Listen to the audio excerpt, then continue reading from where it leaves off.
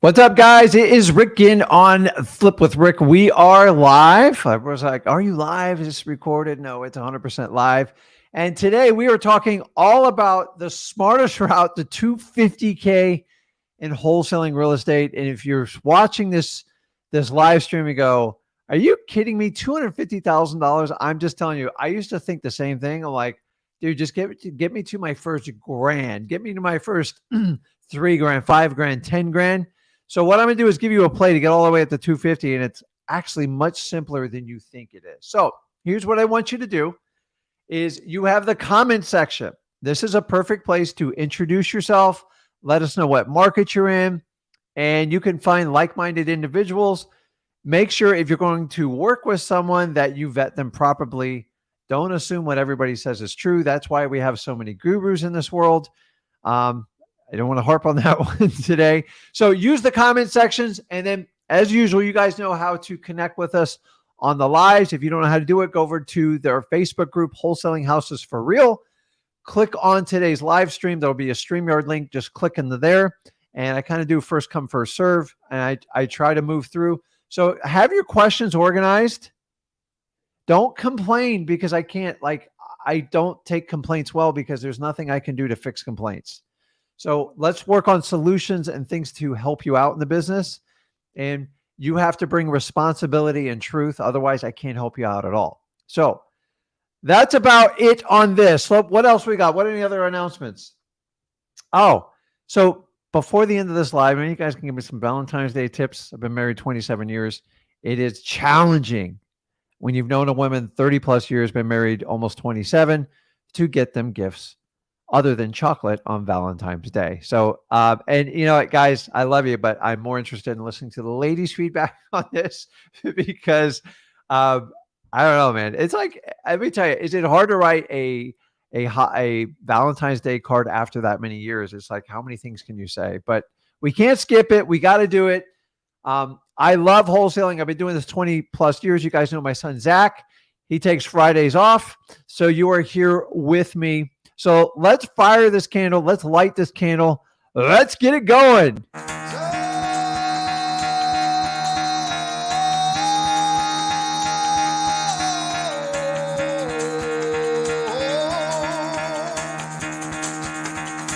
Get the fuck out of bed, bitch. Go.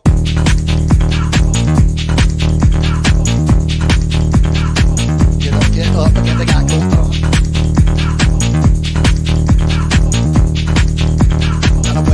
Time to wake up, bitch, get up. Get up, get up.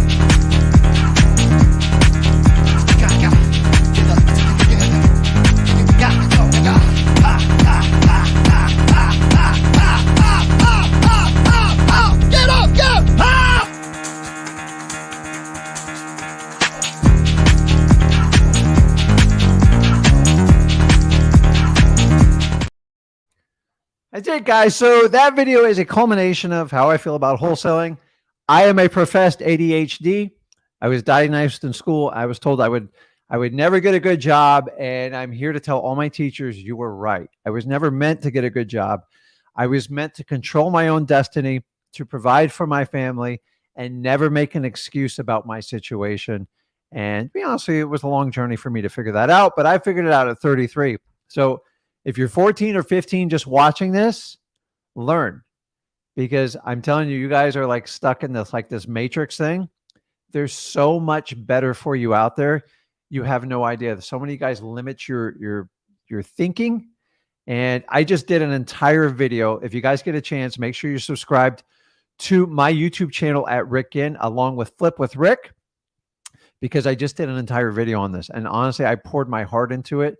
And I gave everything I got with it. So it's perfect for you people that are stuck.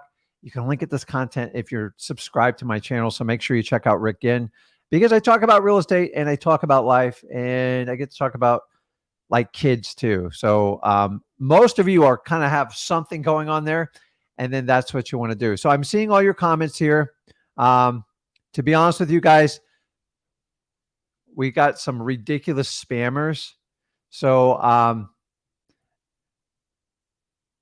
So guys, make sure you ignore the diamond REI. Apparently it's like a bot hitting at us, and I'll make sure they're blocked.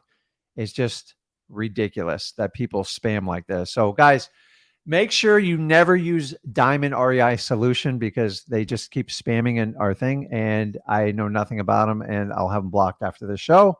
God, like, do people understand spamming doesn't work? Nobody buys this crap. So it's like ridiculous. So let's talk about the smartest route to 250, not the most painful route, the smartest route.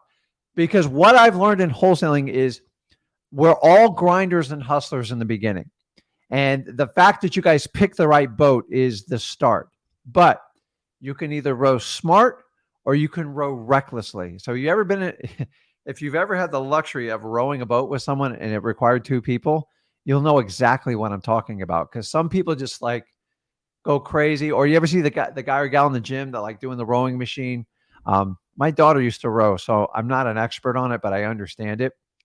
For those of you that do crew, brutal sport. But anyways, the purpose is you want to find the smartest way to do it. So let's go ahead and get started. First off, if you guys are brand new to this channel and you're like, what the heck is talking? Make sure you put your comments in there. Make sure you give me a little bit of love on the like button if you like the material, and make sure you subscribe to this channel so more people can understand they don't have to pay for wholesaling courses. We actually provide it for free for you. If you want to learn how to do it, go over to freewholesaling.com.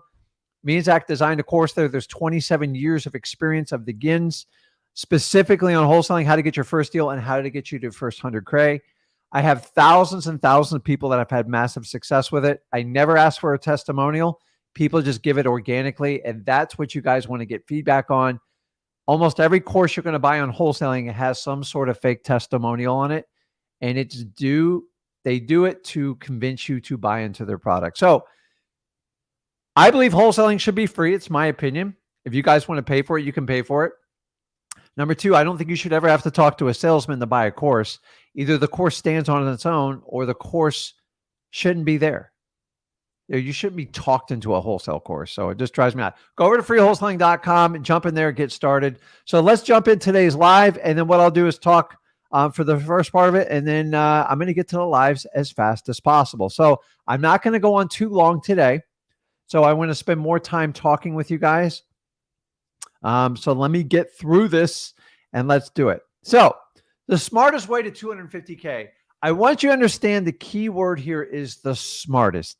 There's a million ways to get to 250K, but what we have to do is break it down mathematically and figure out what is it we need to do to accomplish it. Because if you don't know how to get there, you're never going to get there.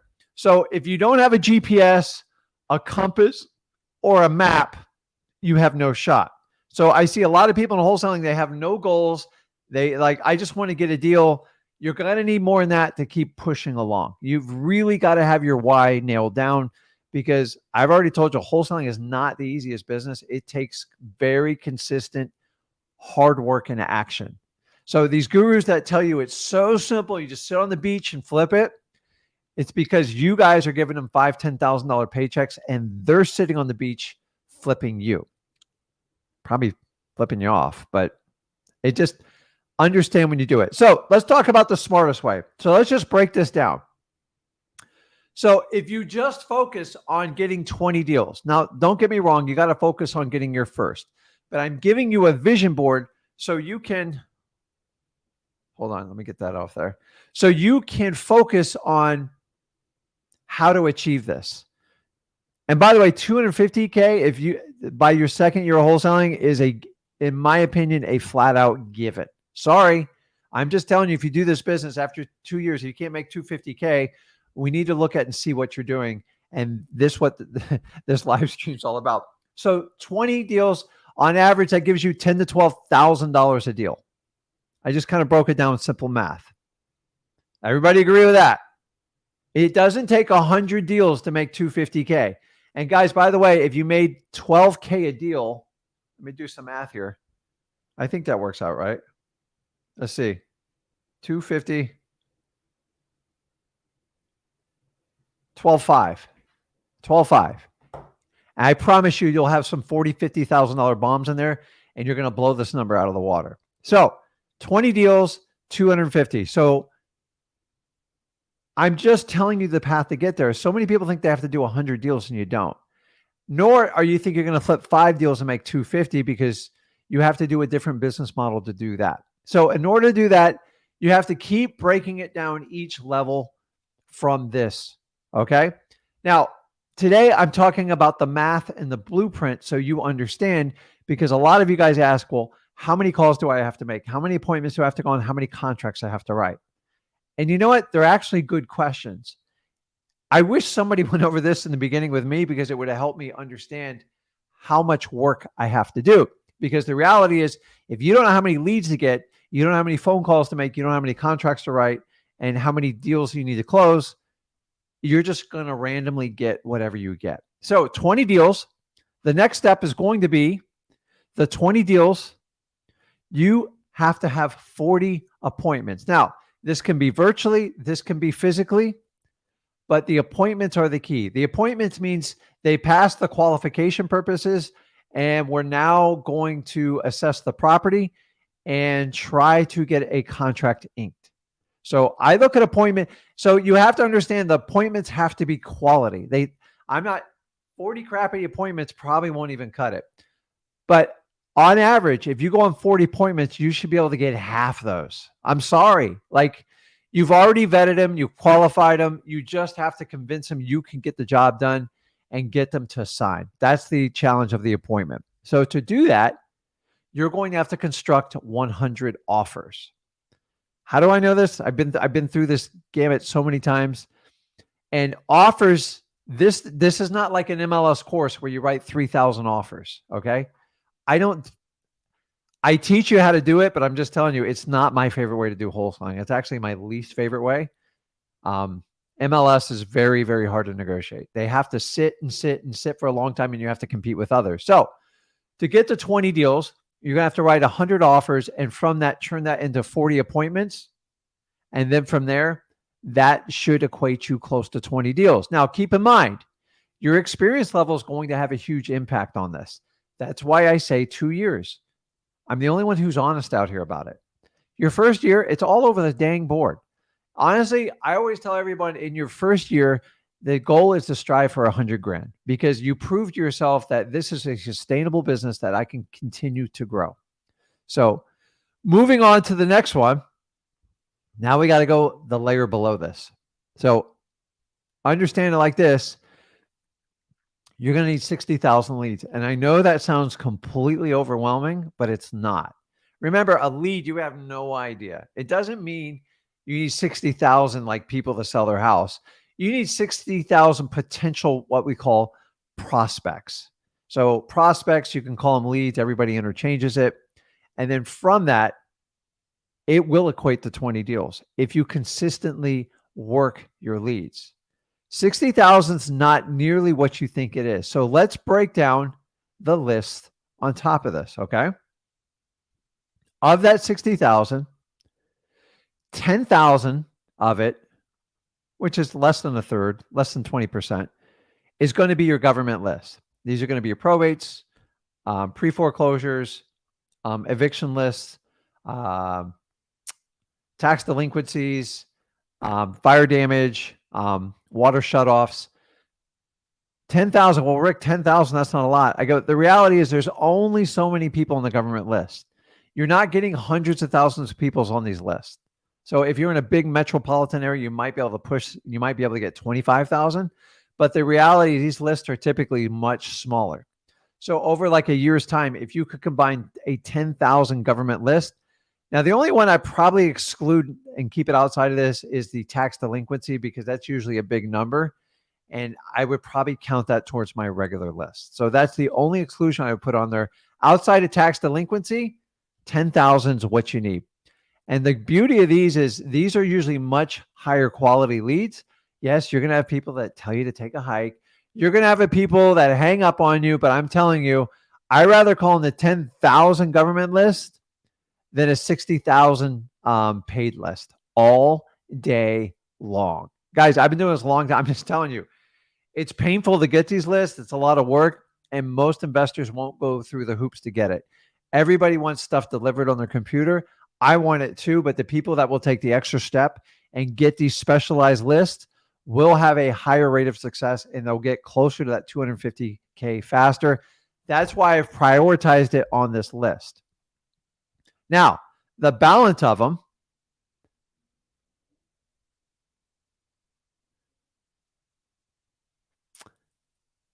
well, I did 60,000 and 10,000. So the only difference is you got to slide tax delinquency up in this list. So this is a total.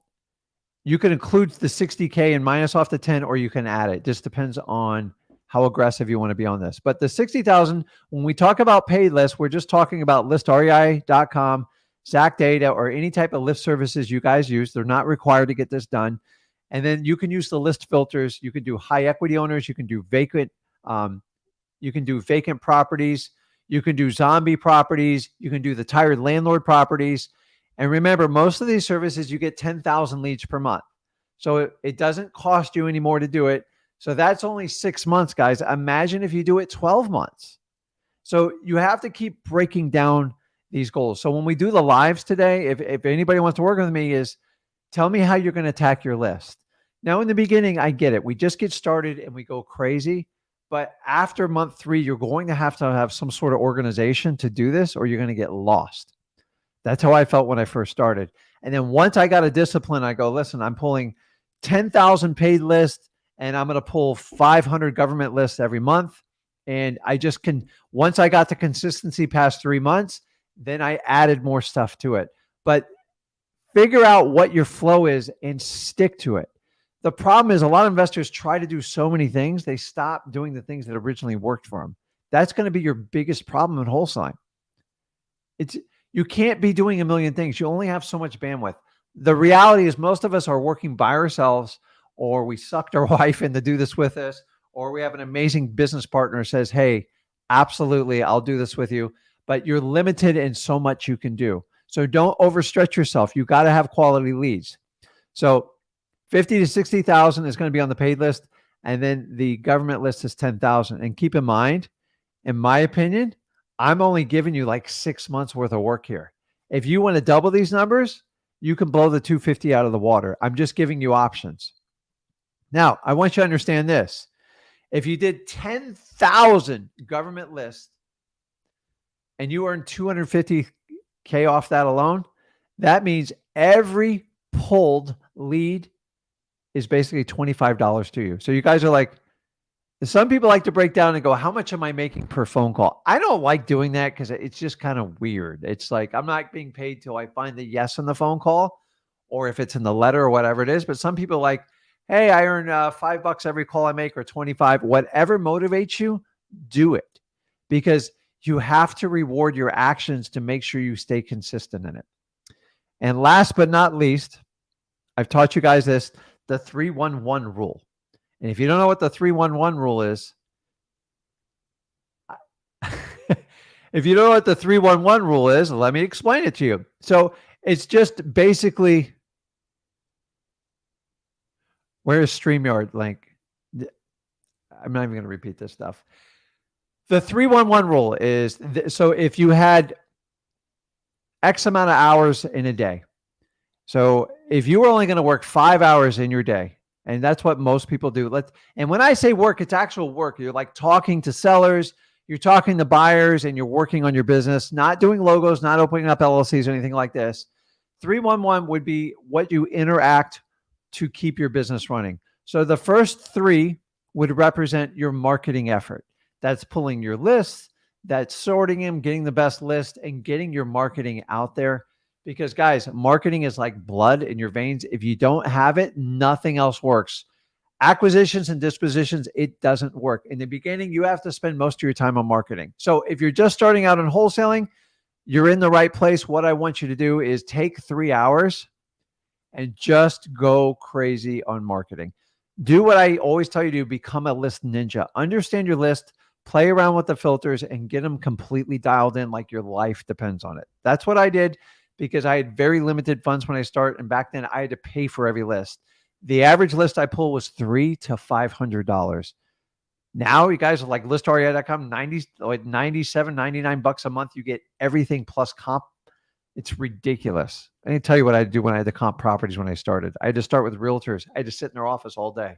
It's the only way you could figure out information was the MLS and public record, and both of them were hard. So 3 hours to marketing. Don't deviate from this, because if you don't get marketing right, you don't have to worry about the rest. The next one is going to be acquisitions. And then this is the time you go on like appointments and you physically talk to people to get down to like the negotiations and writing contracts. I know it doesn't sound like a lot, but the reality is if the marketing's not there, you just don't have a lot of time in the zone, especially in the beginning. And the last one is going to rep your dispositions. And if you spend an hour on dispositions, on selling your properties, and if you don't have a property to sell, you're spending that time building your cash buyers list and getting cash buyer intel. Man, these fish are flying by me. My God. Getting like, I get nervous. I'm used to seeing sharks in the water, and I do not like that. So, guys, the StreamYard link is in Wholesaling Houses for Real. You got to be a member of that group. So go on Facebook and make sure you register there. So I know when I'm talking to someone, I know actually who it is. So guys, that is, let me get this off of here. That is my presentation, which actually we are on schedule today. So kind of crazy. So guys, make sure use the comment section. Where is it? You put it in the comments. I'm going to go through it. Make sure you're subscribed. And my God, please smash that like button. Okay. I highlighted a couple comments. Let's see here. You guys got a lot of questions today. That's good. That's good.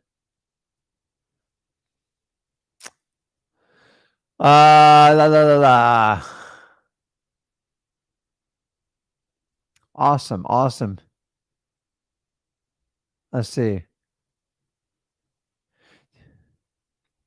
So a lot of your questions are like specific to states, and it's hard for me to do that because it doesn't help everybody out. So, what's up, Kenny? I appreciate it. So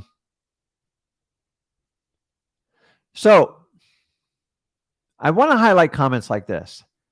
And listen, any comments you guys make to help your business out or help you figure out something in your head, I'm all for it. But I want you guys to be aware when you put comments in like this. So this comment, if someone's in Indiana wants to hook up with them, that's great. But remember, you guys going out screaming, I want to put people under your wings. I'm here to tell you there's people in these chats that unfortunately, me and Zach offer everything for free, but their intentions are to try to take money from you. So when you put comments out like this, you kind of invite strange people contacting you, and I just want you to be aware of it. So, by the way, all you have to do is go over to freewholesaling.com, tune into our lives, and I will help you with everything I have. And what I would do is attend your local RIA groups and network with people. Just don't buy the courses, and you're well on your way. The problem is when you guys go on the internet and you advertise, hey, will somebody help and take me under the wings? Unfortunately, I know your intention's pure. There's people that are going to try everything in the world to take advantage of you. And I'm just telling you, I hear it every day from you guys. So when you put this out there, you kind of make yourself a target. So don't do it, especially when you go on any of the Facebook groups or social media. You will be pounded out there if you say you want to pay for mentoring. You'll probably get 100+ messages in a 5-minute period. That's how bad it is. So just be aware of it. I'm not picking on you. I just I can take you on a wing, but you got to do the work when it all comes down to it. So, Corey's got a quick question. I'm going to jump on the lives here. Hey, listen, when going to see a house, do you have your contracts pre-filled out for a quick signature, or do you prefer having them signed through DocuSign? So if you're physically going, here's what I do. When I walk in the house, I have nothing on me. Not ready for this. I know it's going to shock a lot of you. I don't even bring my phone. It's a sign of respect to the seller. It means you're there and present in the moment. And I'm telling you guys, for those of you that always run around and you're always trying to do 10 things ahead of you and dealing with stuff in the past, when you get to wholesaling and you get to an appointment, you have to be laser focused. Don't bring your phone in. Don't bring a pen in. Don't bring in a folder in. The only thing you should bring in is maybe the keys to your car. That's it. Why? Because everything's a distraction and you create stress to your seller by carrying around briefcases and paperwork. And remember, you're trying to bring you're trying to make it a very personal transaction. So the best way to do it is get to the point, get to the negotiation, work it. And then once you have a verbal agreement, I go, listen, do you mind if I go out to my car? I'm just going to get some paperwork and we can do this together. I find when you do it together, it's much more authentic. I get it. I like to have pre-filled out contract, but you give them an anxiety because now they got to read the whole contract. So if you have someone that's cooperating, just going throughout the contract. And if you use the 2-page contract, it's really simple. When you got to use a full realtor's contract, like 20, 25 pages, it can get painful. So you have to read your sellers. Sometimes they do like it pre-filled out. And if that was your agreement before you got there and they just look at the property and look at you and make sure it's good, then you can pre-fill it out, just leave it in the car. But the best way to do it, honestly, is to just walk in, be yourself, help them out, create a win-win situation. And when you have a verbal agreement, go out to the car and get it. And then just, dude, I think at like a 3rd grade level, I just fill it out. I'm like, okay, what's the property address? And what's the amount we agreed on? Okay. And when they do that, they don't feel like they have to read every line and paragraph because you help them already do it. And you make them much more comfortable. When you come in with a slick pre-filled out one, like they get nervous. They go, oh, I got to read this over. And so my solution is to read it over together with them. But let me know if that works for you. I think it's always worked for me. So Brett says, hey, are you guys open to sub 2 deals with Sell My Paper, any certain entry fee or minimum cash flow requirements? I'm not opposed to them. I love creative financing. The reality is you have to know how to talk to people in creative financing. So my goal is always to get you guys started in wholesaling. And then if a creative opportunity comes up, jump on it. So I would love to do it. It's got to make sense. And if you don't know if it makes sense, it means it's got a cash flow. It can't just make $100 because it's not the best deal for us. So if you have any questions, what you can do is you can click on sellmypaper.com, which I'll scroll it up here shortly, and you can submit it. Or you can send an email at support@flipwithrick, and I'm happy. I love creative financing, but most people just, they don't understand how they work. So guys, understand creative financing is, if you do it right, you should be positive cash flow from day one, because someone's got to fund these deals. When people put up $30,000 and $50,000 payments, that's real money going out the door. So you got to be aware of it. So yes, absolutely. Let me see the last one. I'll go to lives here.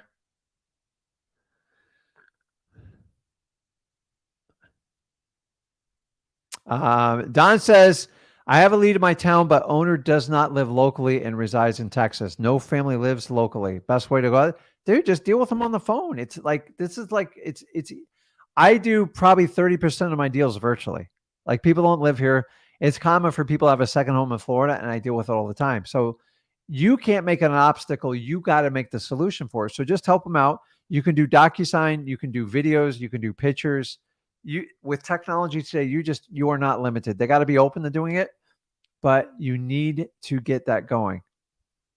So Don, don't let it be an obstacle for you. All you have to do is look at the property and assess it. And if they give you the line like, hey, I can't, like, how am I going to get a key in there?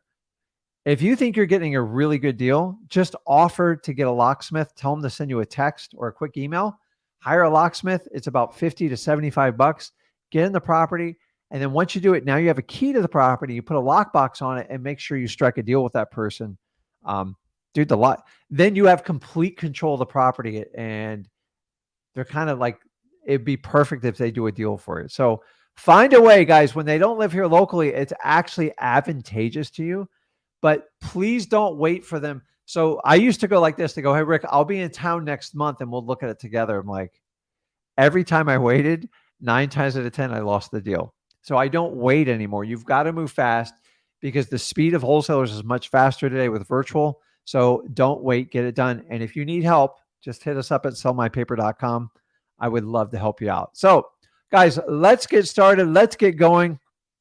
Let's see who we can help out. What do I have here?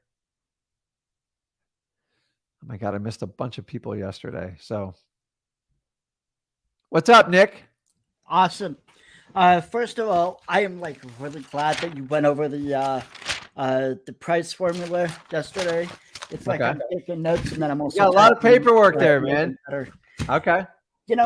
I'm so distracted. It's like it's like I got to get organized. But the questions that I have, as far as the virtual wholesaling, I'm kind of getting stuck on how to do the documentation. I haven't done any cold calls for the virtual wholesaling yet because I'm still. It's like I want to make sure I know what to do to get it under contract and whatnot. So, and I watched some of the wholesaling things on freewholesaling.com. Like as far as do I just email them the contract? How do I deal with the notary? How do I get the title company dealt with and then cash buyer contract? Because I'm getting stuck on how to do that. Okay. So let's just, so here's a little trick. I can tell you this. Okay. I got ADHD Mhm. and it's not by choice. It's how my brain's wired and I can't change it. So when people hit me with a lot of stuff, like you got to do this, Sorry. I just like, I would freeze. I'm like, and then you go like this, I Yeah. can't do anything. And so I the best way to do it, honestly, is take everything you just told me and just write it down on a list. Okay. So let's do it together right now, and we're going to Okay. be efficient while we do this. What was your first question on there? Put it on the top of your list. Sending the contract to the seller for them to sign. Okay. So you're doing it virtually, correct? Yes. Okay. Simply, you just have to find a service that will allow you to do electronic signatures. Now, here's the beauty. There's 3 million of them out there now. Okay. So, unfortunately, we use like the most advanced one. It's like a ridiculous. I think we have to pay like $120 a month. Don't use that one. Well, I'm pretty you have, sure you have e-sign, you have DocuSign. Just look and make sure it's just technology and that's it. Like it's just a piece of software and just say, listen, I would do the most basic service you can and I would minimize my budget on it. Now, I want you to understand this, Nick. The old school days before DocuSign, how would you send a contract to somebody? I want you to understand this, like, because you're still going to have this problem. Yeah. We deal with a lot of elderly people that do not go on the internet, period. So I have a lot of people like, hey, listen, I'll send you the DocuSign or whatever. There's like, what's a DocuSign? Yeah. They're like, no, I just want a piece of paper. Here's how you do it. You fill out your contract. You get like little sticky notes with arrows that says sign here. They're really cheap to buy at like a office supply store. Yeah. And you put it on your contract and you go over to the post office. I like to stick them in an overnight. They got a flat rate. I think it's $13 or it's like $20. And then you put a returned envelope in there where they just have to sign it, stick it in there and give it back to their carrier. And you can track it electronically when they drop it off at the post office. Okay. Guys, so many of you are so digitally, like I'm doing everything digitally. You're going to run across people that like operate differently.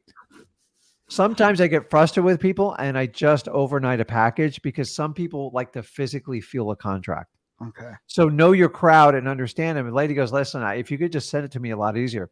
The second way to do it is what you mentioned earlier is a mobile notary. Okay. Now, guys, I didn't start doing this till the last 4 or 5 years.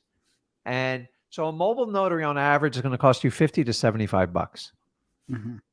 But they're really good at getting people's signatures. If you have an agreement, they do not negotiate. They are not, you don't want them negotiating.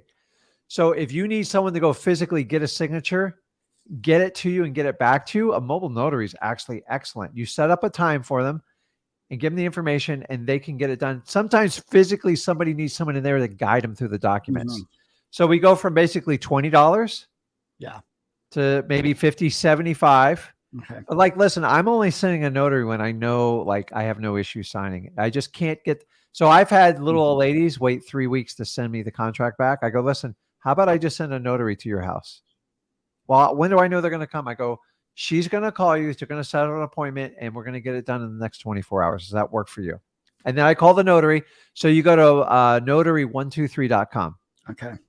And I got to tell you, man, the notary market is awesome because I even use it locally now because me getting in a car, go chasing a signature, sometimes I can save a lot of time and energy doing it.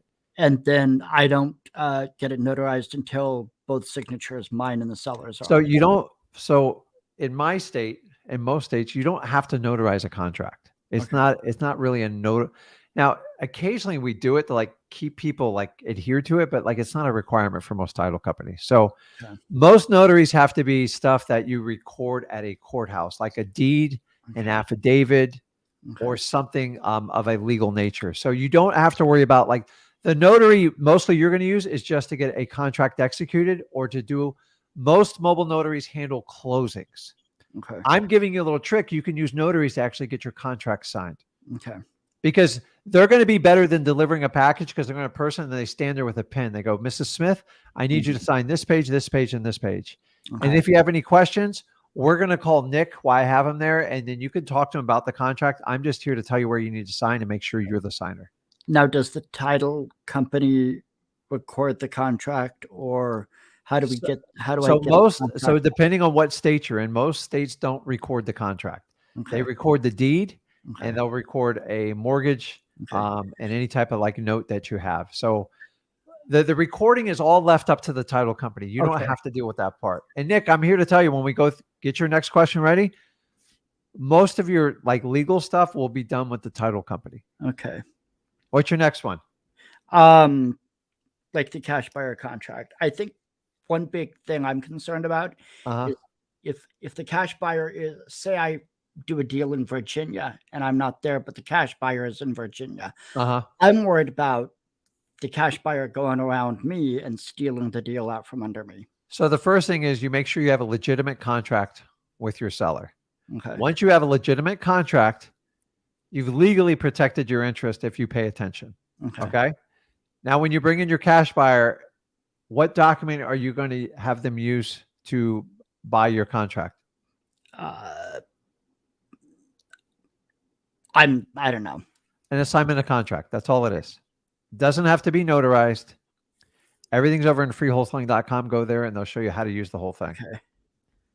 So you got to understand your cash buyer to go around your back with that.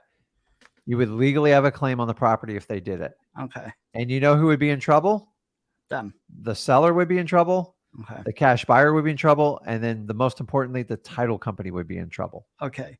And you know who the person is you access, you put the fear of God in, is the title company. Okay. The title companies, they sell title and they don't want lawsuits. Okay. So once I get the seller to sign the contract, I give that contract to the title company. Correct. They do whatever they need to. They're going to run title for you. And they're going to Okay. say, hey, everything looks good. You know, she's got like a $200 water lien. You might want to talk to her about it. Okay.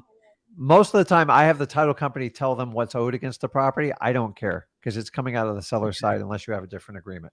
Okay. So you don't have to read title. Remember, Nick, I want you to understand your main job as a wholesaler is to find people that are motivated to sell their property for a discount and match them up with cash buyers. The mechanics, you're going to just learn as you go along because if you try to learn everything, you won't do wholesaling. There's a lot of moving parts. And I'm here to tell you is I get that you want to know everything, but I'm telling you, you don't want to know everything because you're going to learn it as you get into it. Okay. The hardest part is the marketing. And that's why I want you to spend 3 hours on the marketing because you got to start the marketing because you got to find a motivated seller just to even start the negotiation. And it takes time. Yeah. While you're taking that 30, 60, or 90 days, Mhm. you can go through the rest of the course and learn it as you work through it. I'm going to do the opposite of what a college and high school taught you. Mhm. We're going to have you work through it as opposed to have you wait 12 years, study everything, and then throw you out into the wild. That's the best way to learn. And back to that price formula thing a couple of days ago, that video that you did. I mean, I can see exactly where I messed up talking to that one local seller because I was thinking, oh, I gotta do the 70% rule, which doesn't work at all. Doesn't work at all. Like, I stopped using that in 2007, by the way, just so you know. Like that rule was struggling when I started in 2003. That rule goes back to the 70s and 80s. I think it's a 1970 rule. That's how they came up with 70%. By the way, guys, if you're stuck on the 70% rule, if somebody will sell your house 70% and there's no real damage in it, buy it. It's give it to me, I'll buy it. It's a guaranteed deal, right? Yeah. What else you got? What's the next question? Obvious. Okay, so the title company, the one you want to use is the one in the state where the seller is and make sure they're friendly to investors, right? Correct. And when we say friendly, what does that mean? They work with wholesalers. They understand what we do and they support what we do. You understand title companies, most of them are geared towards realtors, and we are not realtors. So the simplest way to qualify them is ask them, do you work with assignment of contracts? Do you handle double closings? Just simple words like that. And if the person seems overwhelmed on the phone, heed the warning. It's going to be a nightmare. Okay. So, and here's the other thing is, if I put a contract under Monday and you clear title, can we sell it by Friday? And just see what the reaction is. A lot of title companies go, no, you have to wait 30 days. I just had a title company made me wait 42 days for a cash deal. It wasn't my title company. I had to work with another investor. I'm like, this is unbelievable. Cash deals, once the title's like underwritten and stuff, it should be able to close in 24 to 48 hours. Okay. A lot of title companies, like, a traditional title company will look at when your contract expires and they assume that's the closing date every time. We're the opposite. I say on or before the 30th. I'm like, it's the 10th. Let's close it. My buyer's ready to go. Remember, we don't get paid till it closes, so we push. So, okay. What else you got on your list? That's pretty much it. I've got to get going because I got a job interview. Then I got to work on figuring out the schedule of when I can start doing cold calls. So Nick, just when you have questions, just prioritize your list and just chop away at it. Yeah, I got to hit the ground running with the cold calling because that's I know get started, dude. Yeah, I know for a fact it's like every time I listen to like, you or Zach or anybody who's doing wholesaling, it's always the same story. It's like, I'm not cut out for a 9 to 5. I'm not either, but I gotta learn how to do it. But like, remember, you just got to start the wheels in motion.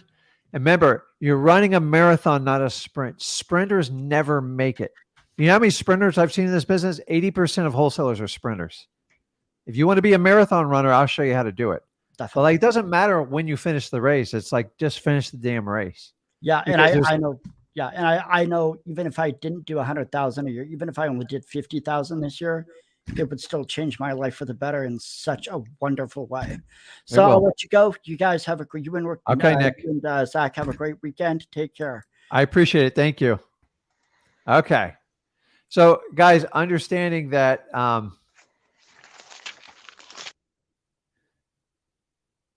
love the questions also, but like for the most part, you guys can get most of the answers over at freewholesaling.com. And I'm just letting you know. But the point of the exercise with Nick was just like, sometimes you guys get so much information, you feel overwhelmed. Just break it down. Dude, if I showed you my schedule today, you wouldn't even believe it. But like, I sometimes have to sit and break it down in the morning when I have my cup of coffee. I'm like, okay, that's a lot of stuff. But I'm like, I remind myself why I'm doing it and what I want to do. And you've got to understand how that works. So, okay, let's,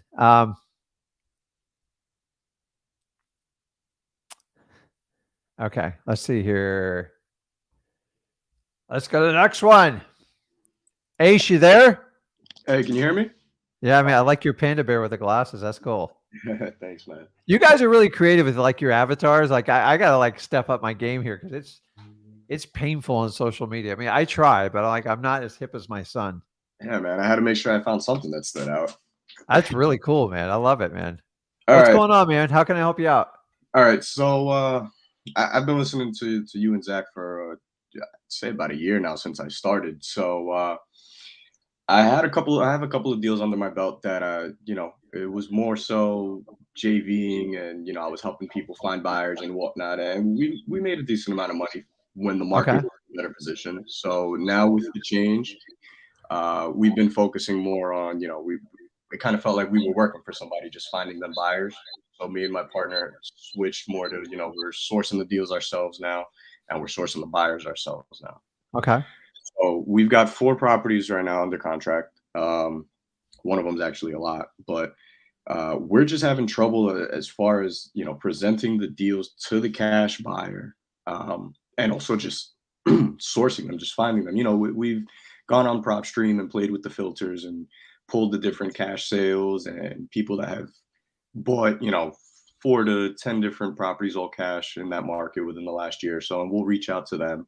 And I'd say from maybe, let's say out of 50, we might get maybe 3 legitimate cash buyers that, we could potentially use in the future, but we're Uh-huh. just having trouble as far as presenting the deal to them in a way where it makes sense.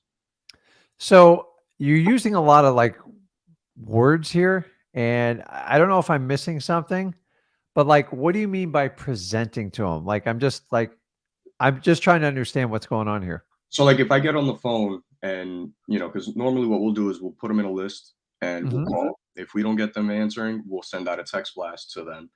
Hey, Got it. we noticed you bought X, Y, and Z property for cash in this zip code. Are you interested in, at buying any more deals at a 30 to 40% discount? Yeah. Something along those lines in the text. And when we get them on the phone, it's more or less the same how we go about it, and we'll let them know, we've got a property in this area, Mhm. whatever it is, a single family, multifamily, and we'll give them the specs, and we'll basically break it down and let them know what the asking price is and how much work it would need. So I don't know if it's just maybe it's the buyers that aren't interested in the deal or the area that we're in, or if we're just not pricing it right. It's just it seems So like we're struggling with. so let's just pick one deal. How many cash buyers have you had to where you could actually present it to them? Like, just tell them about it. Okay, so right now we're in Pennsylvania in the Newcastle market, Yeah. and I've noticed just from speaking to cash buyers that it's a little rough in Newcastle. So from those deals that we have there alone, we pulled, I believe, in the first 2 or 3 days when we were marketing it, we pulled about 100, maybe 120 of the quote unquote cash buyers from PropStream to Mhm. call. I'd say out of those 100, we've gotten maybe about 3 or 4 that were semi interested. So what's the average price points on your 4 properties?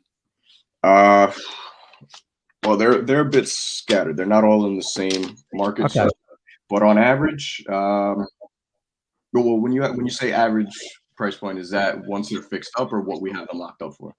What do you got them locked up for, roughly? On average, they're about 10 grand. Okay. So listen, you're in the like the really low income properties. And here's the deal: is like there's never a shortage of buyers. It doesn't matter how bad your area is. And you know, it's when you get on the extreme bottom of the market, like under 20 grand, it's a whole different world there on like buyers. Their buying criteria is very tight. And so if you have 4 under contract and no one's giving you any activity on it, there's only 2 things that can be wrong. I've done this for 20 plus years. Either you bought it wrong and they're politely telling you they're not interested, or you have not contacted enough cash buyers for that area, or it's a combo of both. It can never be anything else. Like there's no other thing else. You call me and you give me a property 40% off, I'll buy it right now. Hands down. Honestly, I will wire the money as soon as I get off this phone and I'm done. Because like I don't like because very few people ever present me deals like that. So if you're saying I'm giving you 30, 40% off, and then they see it and it's not, then what you have to do is get feedback from them and go, Yeah. is this attractive? Am I missing on the price? Your cash buyer's feedback is everything, especially when you're new to this business, because you've got to like dial it in because you listen, dude, I screw up prices all the time. Like sometimes I take calculated risk. You might have got the wrong price, but you got to get that feedback on a timely basis so you can either get out of the contract or renegotiate it. Right. But like if you're not getting feedback from your cash buyers, you're not funneling them through properly. So the first thing is you kind of vet them and bring them through, and then you talk to them. And if they're excited about getting properties at a discount in that market you're in, then if it's attractive, they're going to jump 9 times out of 10. I know it's more challenging in today's market, but I'm here to tell you, you either have the wrong price or you don't have enough activity, or it's both. It's never anything else. Dude, I do this all the time. I'm like, after we can't sell a property, our basically after 3 weeks, if we can't get a contract on our like typical assignments, we dig in. And so the first thing I always ask for, what is the feedback from my disposition people? And if they don't give me feedback, I go nuts because that's the one thing you haven't given me. So what are the feedbacks from the few people that you got to connect with? So I had somebody, one of these guys actually went by yesterday, Uh-huh. and he texted me right after he left, and he goes, "Too much work, not interested." So I said, Right. "Is it too much work for where it's priced, or is it just more work than you're able to take on?" And then he kind of broke it down. He told me, it has about 35,000 worth Huh. of work, and the house complete would probably go for 40, 45. Which I don't know if it's really 40, 45, because the comps in that area, it's weird. They're hit or miss. So on the same block, two houses over, same Mhm. house, just an extra bathroom, it sold for Yeah. 89. So So what you have to do is you got to get more feedback. And then if you hear the same rhyme over and over, I'm like, okay, I'm not crazy. Like, okay, I missed it. And that's right, it. And you learn. Either you get a deal or you learn. You can't put properties out on the market and get no feedback, and because then it kind of shoots your confidence. You're like, crap, I don't want to put anything else under contract because I can't move it. Everybody goes through this struggle when they start out marketing. My first 4 or 5 properties I put under contract were way over. I thought I was knocking out of the park. I was so clueless. And you know what I did is I had a cash buyer sit down, and I had an older gentleman. He wound up buying like 75 of my properties. He sat down and took me to lunch. He's like, "Do you know how to comp?" I'm like, "No, I don't. I just look for people motivated." He's like, "Okay, this is what you got to do." And I kind of figured things out. I had to go through that journey to learn it. You have to do it too. You are trying to figure out your market. So are you doing this virtually or locally? virtually. So I started locally. I'm from New Yeah. York, and I realized the Yeah. New York market, it's different. It's very No, different. I know. So And like my challenge is I started out in a lot of lower income neighborhoods, Section 8. Mhm. And I'm going to give you the warning. It's a lot of work. It's very dramatic. And I don't like to fish in that market because it requires so much effort. And there's a lot of turnover, a lot of canceled contracts on both sides because of the nature of the beast. But if you're comfortable with it and you understand it, then that's fine. But I'm just telling you, I had quite a few incidents when I was younger and doing the business. I'm like, I don't want to risk my life. This is like pointless. And then my wife had to talk me off a ledge. She's like, you can't be driving these neighborhoods at night. And so I had the back of my window broken in. Um, I've been held up. I've had some really bad stuff happen to me. And I'm out there collecting rents and all cash. And I just decided to get out of that. I just didn't want to do it. So you you you got to first of all, you got to deal with the contracts you have right now. So right, you got to figure out your inspection periods, and you either got to get out of the contracts or you got to renegotiate. But like, if you're under contract at 10, like, can you get it down to 5? Are they still even going to buy it? Like, maybe same price, maybe it's just not a doable property. Because sometimes when they need so much renovation, people just don't want to touch them in the lower end neighborhoods. So right. you're going to have to make a business decision. But like right now, you got to take these 4 contracts, and you just got to try every Hail Mary you can. Activity cures a lot of problems. So get creative, find people that will buy the properties and push harder. You can go much past prop stream and batch. You can go you can go to public records. You can go to realtors that service in that neighborhood, although I doubt there's a lot of realtors that service this. Just dig Yeah, deep. And then either you're going to make money or you're going to get a lesson from it. Either way, it's going to develop what you're going to do. Maybe you decide to go, I don't want to do this market because it's too challenging. Like, it's challenging to get these properties sold because they're in such distress in rough neighborhoods. You might come to that decision. It took me 2 years to get out of there. I just said, once the back window got broke, and I had to explain it to my wife, she's like, "Are you crazy?" I'm like, "I don't know. A guy just threw a rock at my window and it freaked me out." But yeah. The reason we moved to this market is because we noticed the motivation was just so much great. Like, we started pulling in so many more leads that were actually motivated compared to where we yeah, started. So we figured, this will probably be a better place to start out. you And you could, I reached yeah, out to the realtors there. uh-huh, They're like the typical, big box realtors that have been brainwashed, like you said. I yeah. spoke to a bunch of them yesterday. They couldn't understand the concept. So I did have another question, as far as the cash buyers. I've never really heard you guys talk about it, but it popped into my head. Do you ever look at, or do you try to look at the amount of cash sales or cash buyers that are in a certain market and determine whether or not it's feasible? Like, is it Yeah. We're always looking at that, and here's the problem with it is by the time you get the information, it's dated. So like that's the challenging part in real estate is to identify trends. You got to look at the past history. And by the time the history's passed, if you're not ahead of as a wholesaler, then you got to pay today's retail, prices for it. So, give you an example. I found a neighborhood very close to my community, in a very nice community. I found a pocket of just duplexes. Now, I found it by accident because I got a probate from there. That probate led to 3 duplexes the family owned. Dude, they sold it to me dirt cheap, owner financing. I was in shock. I was just like, now it took 6 months to straight out the legal paperwork on it. But from that, I bought 5 more in there because I knew. So what happened is I bought them dirt cheap, like under 100 grand.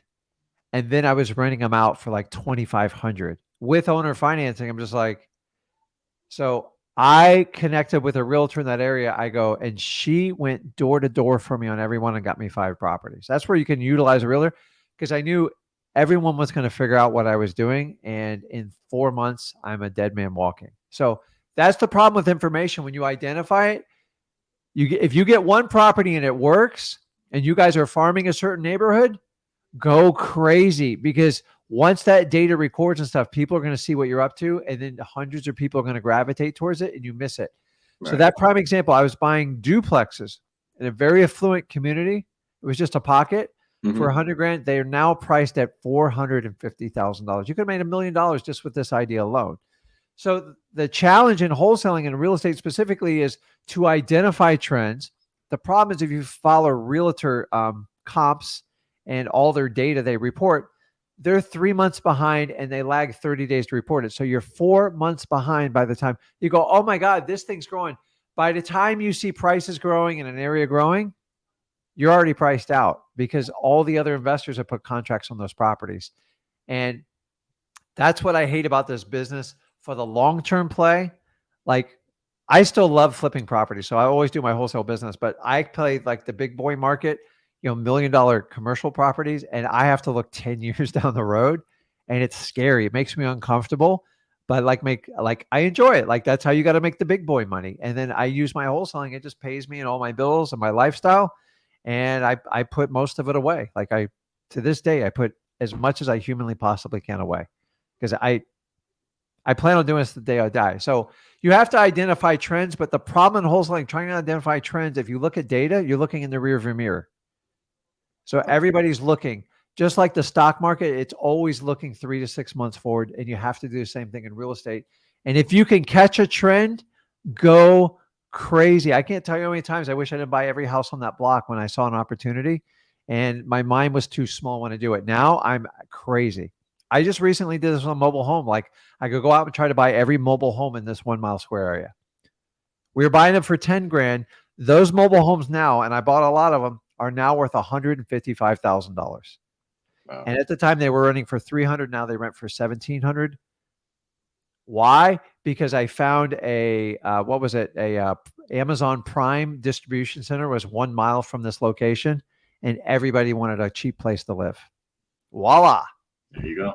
So I liquidated a lot of my Port St. Lucie properties. I moved there, and I got to tell you, the cash flow is like through the roof. Taxes are nothing. I'm like, damn, I wish I bought these things a long time ago. But like sometimes some of the trends are like, guys, look for these Amazon Prime distribution centers. They have thousands of employees, and they're all paid good wages, and they're all looking for good, safe homes.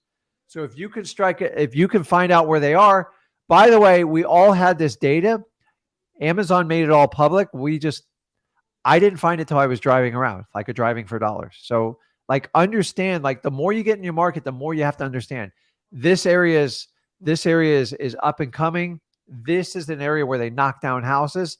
And then once you can find 1 or 2 of these trends, do your wholesaling and find the trend, and then go all in when you do it, because you're not gambling. You already know where it's going. You just got to find a way to put it together.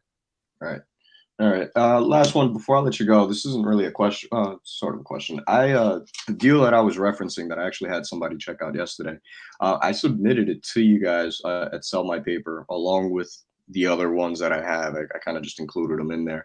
How quickly do you guys typically tend to get back to somebody? Because I submitted it like the first day you guys opened it up, and then I sent it out again maybe like a week or 2 later because I never heard anything back. Okay, let me take a look back at it. So, we get overloaded. To be honest, we go through every one of them. Yeah, I bet. Here's the deal, though. You got to honor the agreement, because if you're out there marketing like you say to everybody else, I don't want to get involved, because that's our rule number one. We can't have two parties marketing a property. Yeah. So we just had a deal. Like, I love, like, we're still trying to make it as smooth as possible. It's not the easiest thing in the world what we do with, JVing with everybody, but like, I've already had people like, oh, like, we did all the work, we found the buyer, put all the paperwork together, ran title, and I got people selling it behind my back. I promise you, the minute you do that, we're done with you, because you guys got to understand, I have to spend my money, like underwriting the deals, getting someone to help, finding the partner, and doing everything. And if you're out there trying to sell them on your own, then we're just competing with each other. Yeah. And so here's the problem: is these national companies, I'm not going to like give names here, but they're franchises and they got all these cute names on them.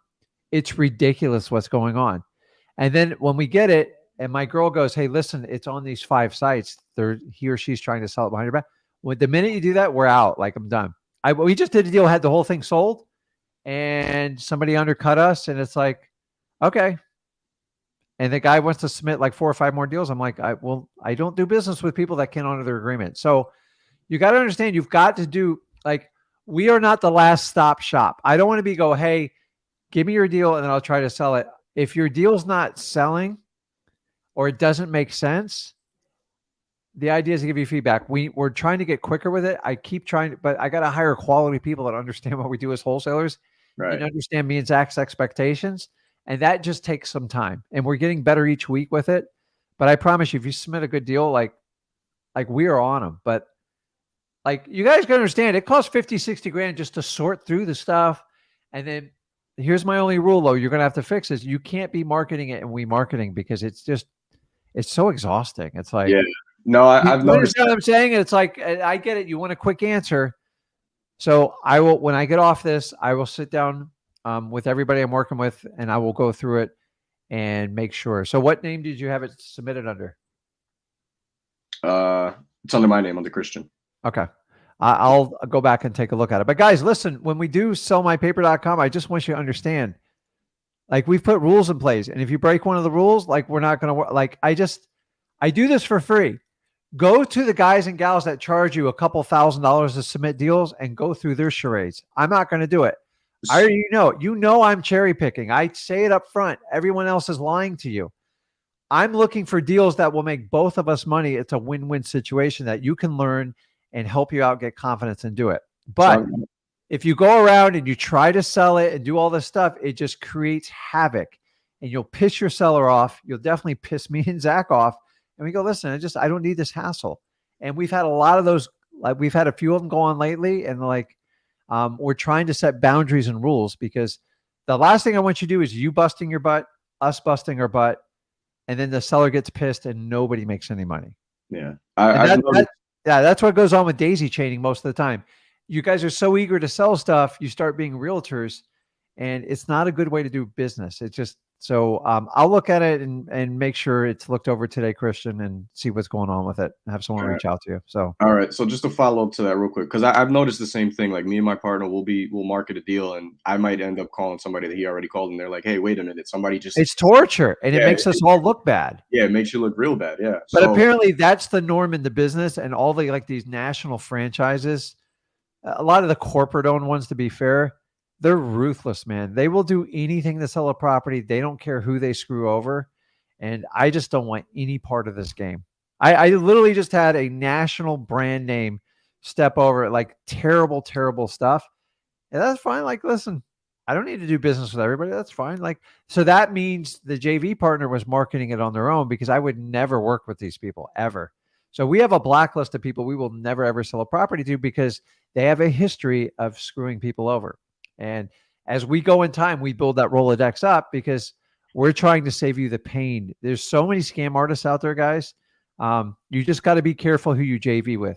You know how many stories you guys give me of, like, JV hell stories? Like, I found this deal. I did everything.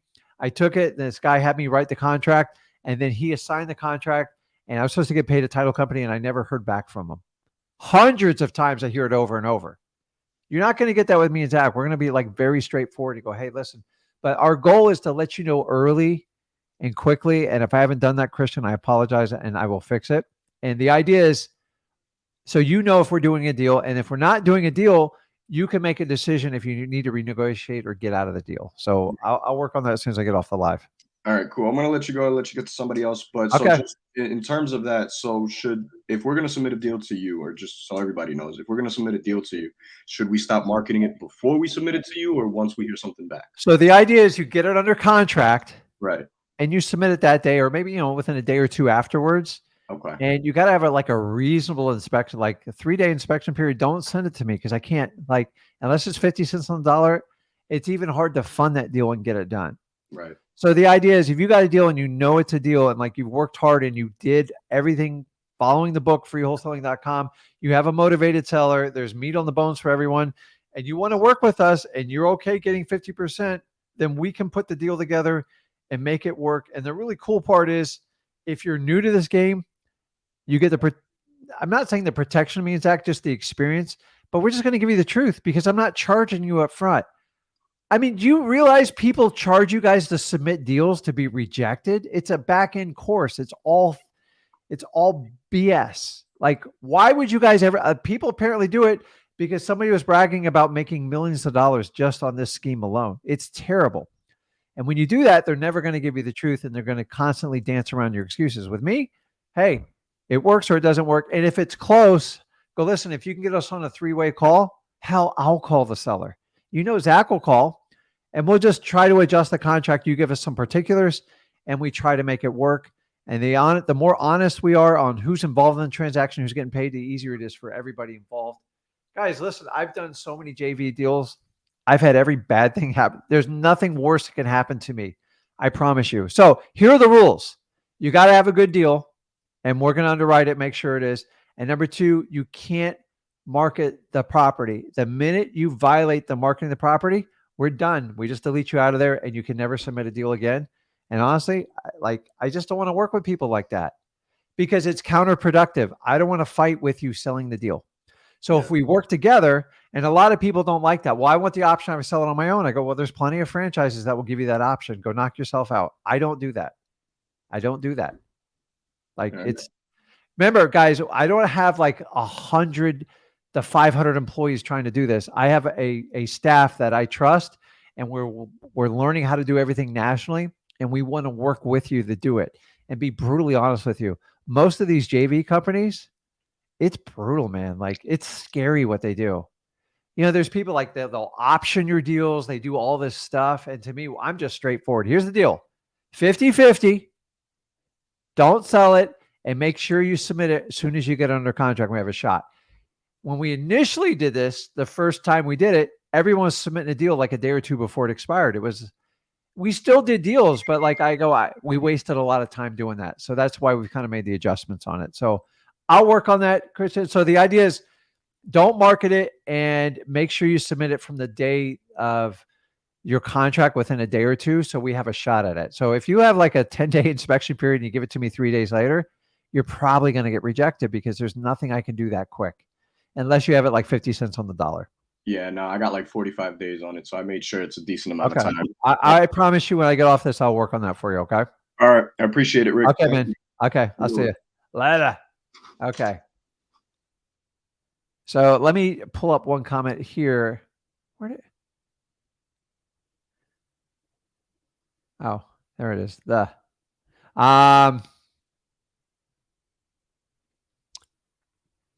Somebody says here, hey, Rick, if I were to JV another wholesaler with me, bringing the cash buyer and then bringing you the deal to the potential buy, how would I structure the plot deal and make it work if possible? If I were to bring another wholesaler to bring me, listen, just, dude, I'm not here to take your money.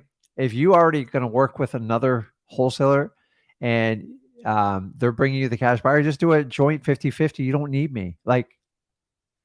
I would love to make money, and so if you need help putting it together, I guess you can cut it in, but you can easily do that on yourself. It's not that hard. So I would just do a 50-50, but that's me. But there's a lot of greedy people out there who tell you 80-20, 70-30, 60-40, whatever you guys agree on. And if everybody holds her into the bargain, it's fine.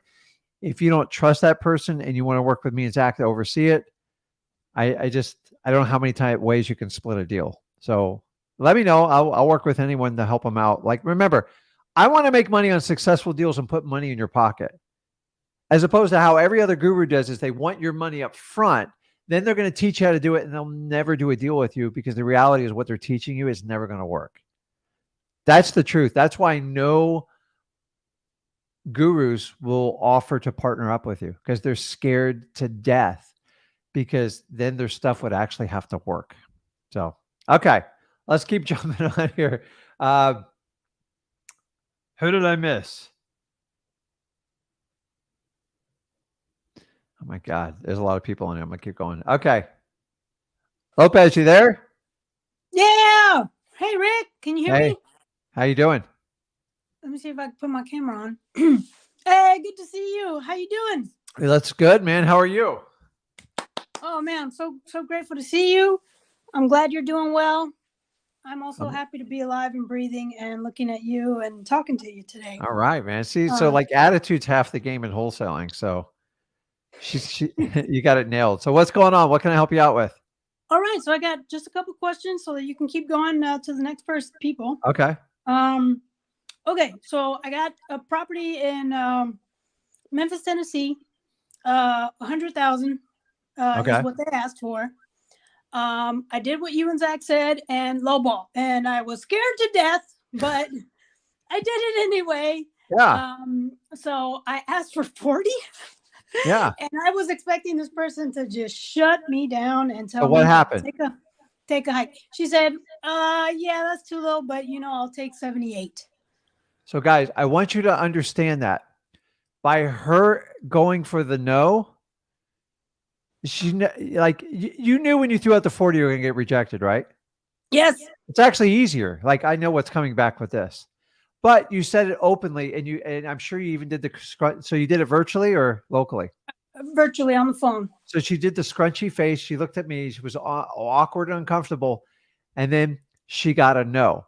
But the goal is not the no, is she got a counter. So now she doesn't have to fish for the price any longer. And she told you what? 78. So now she knows the range is somewhere probably 78 to probably 50. Like that's probably the parameters you're going to have to work within. 50 would be a stretch. But so many of you guys go for the yes on the first shot and you do your MAO, which is your maximum allowable offer. And what I teach her is to do the LAO, the least allowable offer, because you have no room to negotiate if you start at the tippy top. And so many people want to get a yes. You act like you're looking to get your first prom date. Don't. You want to be rejected. The sooner you're rejected, the sooner you can start a negotiation. So many of you guys struggle with a negotiation. If you just get a no and get a counter, the reality is your number, like if they took 40, you'd be okay with it anyways. And they just gave you like a cheat sheet. This is the least amount I'll take. It saves you a lot of time. And by the way, when they say that's the least amount they take, it's always a lie. Just so you know. It's just like they're thinking 78. So maybe you get it on the 65, 70. Like, I don't know. So I'm just telling you by doing that, because if you went and offered your traditional like 75, you're stuck. She might just take it. And you're going to be like, oh crap, I offered too much. So guys, go for the no up at. It's not about like, I don't want you to be rejected, but you're better off asking for the no than the yes up front, because they do exactly what they do. They give you a counter. Now, they don't always give you a counter, but for the most part, they will give you a reaction. And I want you to understand that reaction. It's raw and it's a subconscious reaction. It's a defense mechanism. Like, no, I could never take less than like 75, 78. You're like, you just peeled off 3 hours of work by making that comment. So what are you going to do with it? Okay, so that's my question, because I'm new at this, and so basically after she says 78, I told her I'd go back to my partner, right? Good cop, bad cop, because I told her my partner, I don't know if he would take that price. Your partner's cheap. Yes, partner's cheap. So at this point, so I told her I talked to my partner, and my partner in this case is you. Okay. So I was wondering, as my partner, what do you think I should come back to her? Like, should I wait a week, 2 weeks? Should I So when call did you her right talk to her? away? Say again? When was your conversation? Okay, so my conversation today is Friday. I talked to her on Wednesday and couldn't get on the live until today. So Okay. So do me a favor. Just submit an email to support at Flip with Rick and put your name in all caps on the top. okay. And just give me specifics on it, and I'll give you like a quick pointer. I know that market pretty well. That's all I'm Memphis, going to Tennessee? say. Okay. Yeah, but like you just give me address, particulars, and the idea is now you're down to like now you got we got to see what the ARV is. I'm not going to tie everybody up doing that. So now you have a chunk of wood. So now you just got to do some fine carving to see if it's going to work out. Okay. So you've done the bulk of the work. Now you just got to see if it's going to work. And remember, you got to be careful what people ask for. It doesn't mean a whole lot to me. It doesn't mean I hate the word ask, because ask to me is like a wish. So now you got to get down to the actual ARVs and see if you have a wholesale deal. And so you give me those numbers. I'll look at it quick and just give you a quick answer and tell you where you need to be at. But you got to let me know about like any repairs or anything that you think's with the property from the information they gave you. Okay. So let me just repeat to you what you just told me to make sure. Mhm. So you said email you after we're done here Yes. with my name all in caps. So it's going to be Esmeralda Lopez. And then By the way, guys, I get like 700 emails a day. So like, it's just, I pay someone to help me sort my emails. So like, if you don't follow the instructions, it doesn't get to me because it's like, I'm like Nick, I'm too overwhelmed if I try to open every email. I want to, but unfortunately more than half of them are just crap. It's like the amount of solicitations I get every day of consultants. It's like a joke. wow. So I really got to pay attention here. So what you said is put my name all in caps. So it's going to be Esmeralda Lopez, all in Yes. caps, put the address. And then you also said any repairs that she told me about. Repairs. So put in repairs, put in the address. And then what else did you say to put on the email? Just any pertinent information to it. Okay. And I have a long day ahead of me. So just do it because the Friday's the one day I spend all day in the office, which I hate doing because I hate sitting in an office. I'd rather be out on a boat and I'd rather look at properties and do like crap like that. But like we have to get there. I love looking through deals though. Don't get me wrong. I really love looking at deals. So let's just see it. But like, here's the one thing you have to be careful about. You got to understand, just because they had an ask price of like 100 and you got it down to 75, 78 doesn't mean it's a deal. Right. So now you have to determine like what's the real value of the property. And then this is kind of where you get down to it. And then once you find the number, then you're going to find out their true motivation. And then either you get a deal quickly or it takes time to work them. Remember, if a person won't come down on price because they're not motivated enough, what are the two factors that will cure that? See if you're paying attention. Okay. So your question is if they don't come down on price, and you've negotiated the crap out of them. Like you've tried everything. You've worked it. Maybe you've done 5 or 6 phone calls. What do you do other than a basic follow-up? What are the two things that could potentially make that a deal somewhere? Wow. I'm failing at this because it's not coming up in my head. Number one is time. Number one. Okay. Yeah. Time. That's kind of a lot of the stuff I say is really common sense stuff. I know it's like that brilliant. And circumstance. And when people have a life-changing event. Gotcha. So a lot of these people, guys, just so you understand, 70% of my leads are stuck in this. It's normal. And all we do is every 30 days, hey, just checking on you, see how you doing. How's the weather there? Hey, has anything changed? You got any flexibility on that price? Okay. Well, call me if anything changes. And then every now and then something changes. You're like, Rick, you're never going to believe what happened.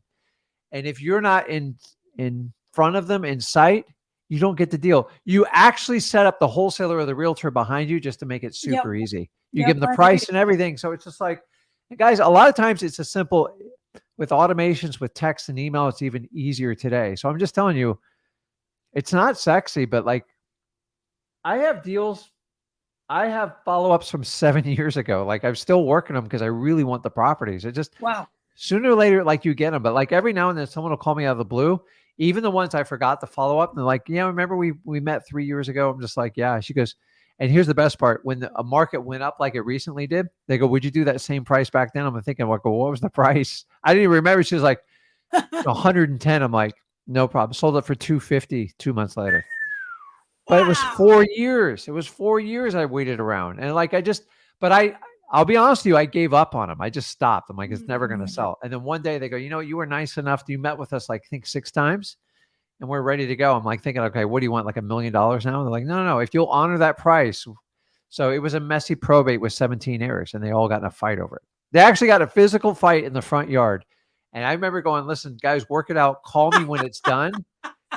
There was like 8 brothers and they were scrappers, man. I was like, I go, you guys are going to fight this out. He's like, this is how we work stuff out in our family. I'm like, I'll see you later. I go, I don't want to be part of this. And that's it. And then when I bought the deal, they left a pit bull in the backyard.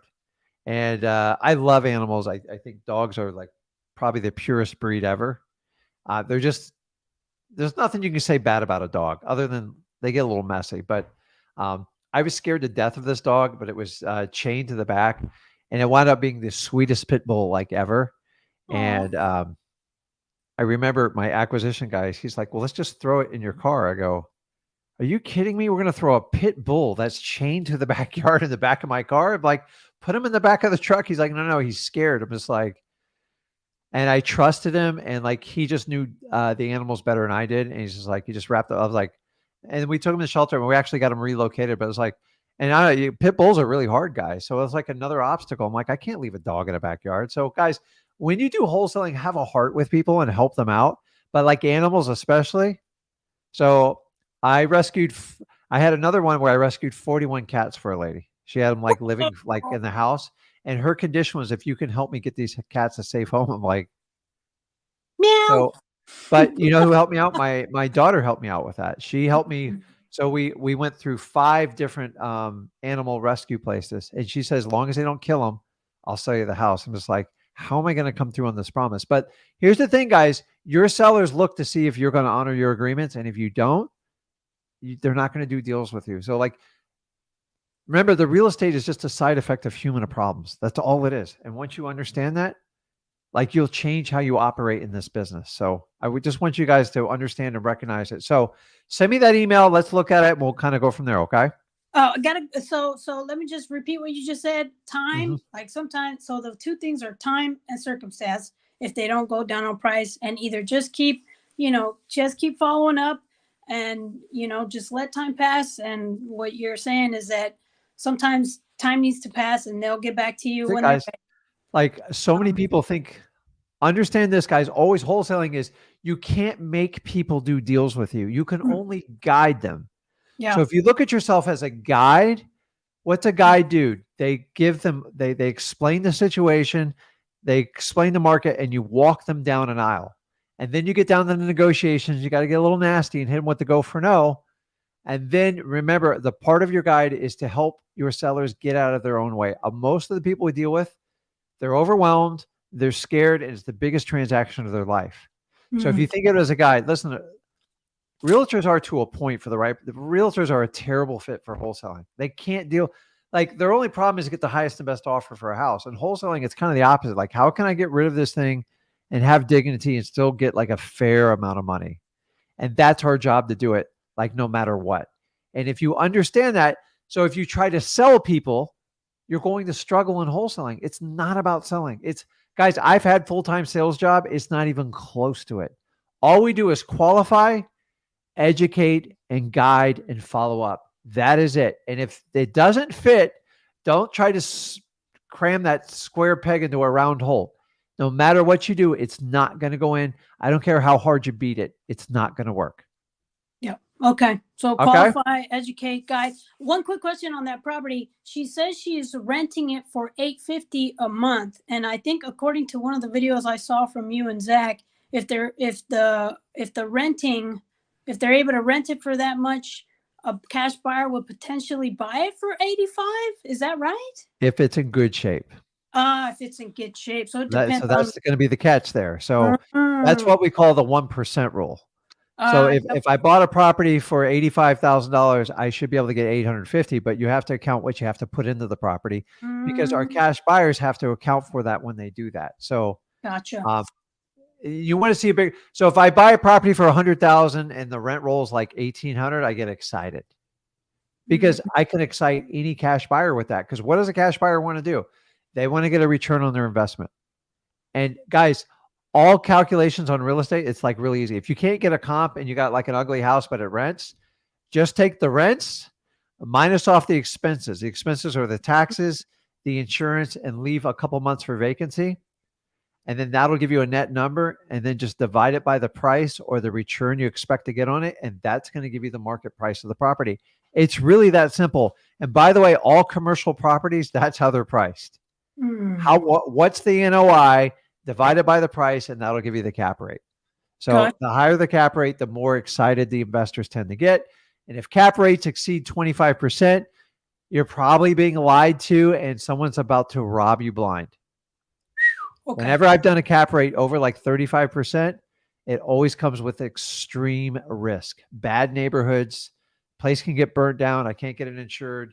It's in a descending neighborhood. It's going south. And so like the number one thing in a cash buyer they want a return, but you know what the number one thing they all want? You ready? I'm ready.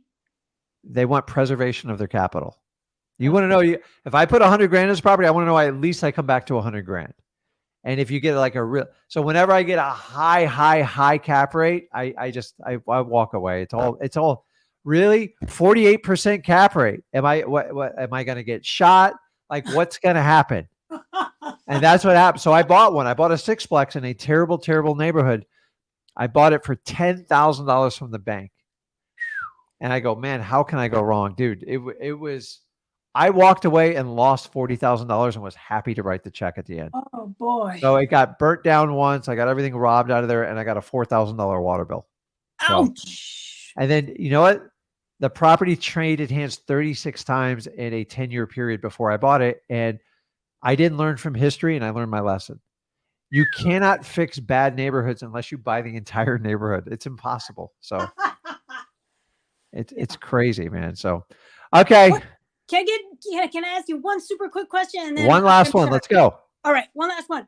If you had, if someone told you got to move out of Florida and you got to tell me that your top 3 areas that you would move to just for wholesaling, just for like the best success of your wholesaling business, what would be your top 3 areas you would move to? Yeah, that's not a fair question because it's like, well, because first of all, I do virtual marketing all over the country. I'm just like you guys. I'm competing with all of you, like to a point, but like we're better off if we share. But like I've done at least 5 videos, and I've publicly shared it. Now that information moves over time. Yeah. And I am respectful of people I work with within these groups that are doing amazing in their markets. And I don't go, okay, you need to go to this market because this guy or gal is like hitting out of the park. Most of the time it's because of your personal efforts. So many guys think they're like, there's this cheap market you can go to. It's not. There's saturated markets, Miami, San Francisco, Manhattan, stuff like that. But just go through my videos. Me and Zach have done a ton on them and it's constantly moving and changing. And out of respect to everybody in the community, because someone's going to get pissed if Rick, I get all the time, Rick, why are you telling everybody come to my market? I'm like, it's just a general comment. Like, it's not hard. Guys, I already told you, just reverse engineer other wholesalers and you'll find out with the greatest of ease. All right. Thank you, Rick. Okay. I appreciate you so much. You have a fantastic, blessed day. Okay. Thank you. Talk to you. Bye. Okay. Let me see here. Michelle, I will take a look at that. So if you put it on sellmypaper.com, it should be there. So I'll check it out. So I appreciate it when you guys put it in there. And guys, just work with us. We're doing our best to get everything like done. Like we've had a tremendous amount of success, but we do have some small growing pains. And we'll be talking about like that in the future. So I got time for one more. CK, you there? Yes, sir, I am. How you doing, man? I'm doing good, man. How about you? Dude, I can't complain. I'm above the ground today. So Man, absolutely, man. I What's mean, going listen, I know y'all saying the channel is growing, but it really is growing, man. It used to be a time I used to try to get into these lives easy. Now the line is out the window. right? No, I know, but I try to be, but like guys, you gotta understand, we go 6 days a week. So like I like seven's gonna be a little extreme. So Right. like honestly, if anybody really wants to talk to me, someone always finds a way to connect with me. And Right. I try to be fair about like listen, me and Zach are the only ones that do everything for free. So we Right. have to put some little bit of limitations on like some of the stuff we do. Otherwise, I just I don't get a life, you know. So it's Yeah, I understand. I try to reward the ones that go on first and I pick a way through it. And it is what it is. Like Monday is probably the best time if somebody wants to connect with me. Like Monday, like I'm never completely full. So I'm just like, if you guys want to get it, you'll find a way to connect with me. I promise. Yeah, I ain't mad at you, but all right, cool. Let me go ahead and get it in real fast. Okay, let's Can I go. get it? All right, so I had this potential deal. It's like some land deal, but it's like it's two multiple properties. So I'm just wondering, like, how do you put multiple properties on one contract? So are they deeded together or are they separate parcels? They're separate parcels. So you can technically do two contracts. It's not a big deal. Okay. So like don't complicate stuff. Like even if you do it wrong, you give it to the title company, they'll help you fix it. I do it wrong all the time. Title company's like, why did you put two properties on one contract? I go, because he told me that. Like she goes, just sort them out. Like, but once you get a signature and you're good with the price, that's just a technicality. So don't ever worry about that. Remember, properties are traded by people having conversations and coming to an agreement and helping people solve problems. So that is a minor technicality. Do not even slightly worry about that. Okay, cool. All right. Second question is, Yeah. I'm doing a little bit of virtual marketing right now. Too. I got a contract that's getting ready to be signed. He signed it, but I didn't put all the information, so it's voidable right now. But the point Okay. is, he's in Arkansas. I'm in Illinois. So where should the contract go? Should it be in Illinois or should it be in Arkansas? I'm confused. Where's the property located? Arkansas. And where's the seller located? Arkansas. So Arkansas it is. So the contract has to be in Arkansas, in the state of Arkansas. Yeah, it's always got to reside where the property is, and preferably in the county they're in. So make sure the title company you work with does business in that county. Okay. Because they know how to underwrite it, how to check for liens and everything. Every county is different. It's like I would never use my Florida title companies to do something in Arkansas. They'd be like, number one, they're not licensed. Number two, they wouldn't know how to do it. Right. That's what I was wondering about. Okay, Yeah. cool. So yeah, I got to rewrite it. Okay. Because I was going to Okay. submit that to you guys, but now I know, like, once you submit it, don't give it to nobody else. Just wait for you But guys. that's it. Like, but like honestly, we'll give you feedback on it. If it doesn't work, then do what you want with it, and that's all you want. If you guys would just get the truth about the business and stop being snowballed, it'd be easier. And don't get pissed at me and Zach because we're just going to tell you the truth. When you guys pay money, you're going to get what we call a delayed truth. So many of you guys hire people thinking they're going to make you accountable. It's actually the complete opposite.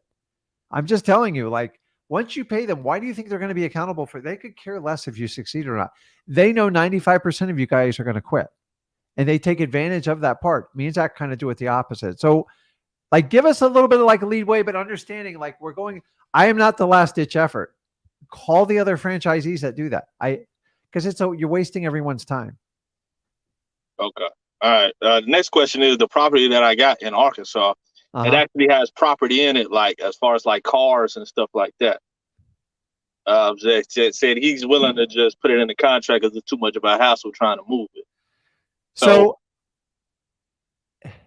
what's the question then? How do I put that in the contract? Should I, as a car, should I just write cars or the make and model? So of the car? you can include it in like the additional section on the contract. Right. But like, let me just warn you on one thing, okay? I've bought more crap with houses. My wife will never. I used to have an entire storage warehouse of SH, you know what? Right. Because I bought so much crap. You're gonna find out in the end, you don't like use most of it. I bought boats, cars. Right now, I have a huge boat that I picked up in a real estate deal that I bought on the water. And I'm just like, I mean, I got like 100K in this thing just in repairs. So it's like, just be careful because a lot of the stuff outside of real estate will throw you off. And I'm here to tell you, be very careful because it's a huge distraction. when my son first started, he would take over garage sales to make extra money. And he would pocket, like, I would pay him when he was young to manage the garage sales because I can't deal with garage sales. Like, you want a nickel for this, you want a dime for this. I can't do with it. So he used to make $1,000. Like, this is amazing. I go, I just made 50K. Like, you sit there and do that. I'm going to do this. And I learned a long time ago, if someone tries to sell you up because of the furniture or the contents in the garage, unless it's something you really specifically want, like a 1972 Corvette that's in perfect condition, don't ever pay more for people's crap. Because in the end, 9 times out of 10, you got to pay someone to dispose of it. And it's going to cost you time and money. And so I never get excited about stuff in a house. You can't. The furniture, just so you know, is worthless. Absolutely. Ask me how I know this. So a lot of times I go, listen, if I take your stuff, I actually have to get a reduction in price. That's how I talk to them. Because then if you want it, then you just get it for free. It's not a negotiating point. But like, I'm just telling you, man, so many times I bought furniture in the house and then I got to pay a guy $500 to dispose of it. And then I have to get a dumpster and all this other crap. I go, so much for the free furniture. It costs money. Most people leave it behind because of a reason. But like, I've learned furniture is like, nobody wants used furniture. They just don't want it. You don't believe me? Go to Facebook Marketplace and look up couches. They're $20 to $30 everywhere and nobody wants them. Trust me, I know. We got a basement at my mother's house. She's like, oh, somebody's trying to sell it. I'm like, nobody wants it. Nobody wants it because people buy furniture all the time. I'm here to tell you guys, don't, unless you have a specific, but like, even dude, I got sucked in the boat. I'm like 100K deep into it. And I'm like, that free boat's costing me a fortune. So I'm just telling you, it's like, so then we get into areas like we don't know. And by the way, I can't tell you how many old cars I bought. I'm like, I'm going to restore it. Nightmare. Like, I had one, I got 10,000 into it, and it wound up costing $72,000 to restore it. I sold it to a buddy and I still lost money. I'm just like, he has the car to this day. He's like, it's the greatest thing ever. But back in the day, restoring cars was really cool. Now it's really expensive. It's like so hard to get old parts and people with the skill set to do it. Just be careful outside the real estate, guys, because I have been burnt. Like, the only times I've ever got burnt in real estate is the crap outside of the real estate. I go, oh, I can do this, I can do that. I bought people's like business inventory. I bought an entire sign company one. I bought $200,000 in printing equipment. And every time I do it, it winds up being a huge distraction and a money pit. So just try to focus on the real estate. If they have to throw it in and you're doing a service for them and you're getting a good deal, then that's fine. Right. But like, don't ever think you're going to get rich on the materials inside of a house. Yeah, I wasn't really looking at it like getting rich because it was just like they kind of use cars. They all right. Like it's some like $2 or $3 grand to pop them off, whatever. Yeah. You know? So and it's also, just like, yeah. So I got, I remember I had a one car in a garage and then I had to pay a guy $500 to yank it out of the garage because it was like filled with the rats and shit. Like there was nothing we could do with it. And part of the condition was, she's like, you just got to take it as is. And then I found out it's not that easy to get rid of an old car nobody wants. Wow. Cost me $500 and I included it. I'm just like, I got it for free and it still cost me $500. And like, you have to account for this stuff in your business. So like, be very, very, very careful. And here's what I do at a garage sale. When people's garage is full, I'll pay someone to open the garage, stick in a garage sale sign. I go, just take whatever cash you want. I don't give a crap. Just at the end of the day, the garage has to be empty. Right. And it like, then I never have to pay for it. I'm like, I'm serious. It has to be empty. That's the deal. So if you make $5 grand, I'm fine with it. As long as my garage is empty, that's all I care about. Okay. Because it costs a lot of money to put out dumpsters and have people load them. The dumpster and the loading of like a garage can cost you $800 to $1,000. So unfortunately, we have to buy people's crap all the time, but I'm getting discounts and I'm okay with it. So. Okay, I think CK checked out there. So guys, listen, make sure you are subscribed to the channel. You smash that like button. Make sure you subscribe. Check out my personal YouTube channel, Rick Ginn. I have some unique stuff that I don't share on Flip with Rick because if you guys like what I do and you want to tune in that information, that's great. Also, my son has a channel, Zach Ginn. Check him out on there. And obviously, make sure you are subscribed to this channel. So guys, if you have a deal, you want to submit it, sellmypaper.com. It's on the bottom. I'm going to get off this live and jump on deals. Guys, have a fantastic weekend. Go out there and get deals. And remember, you're running a marathon. You are not running a sprint.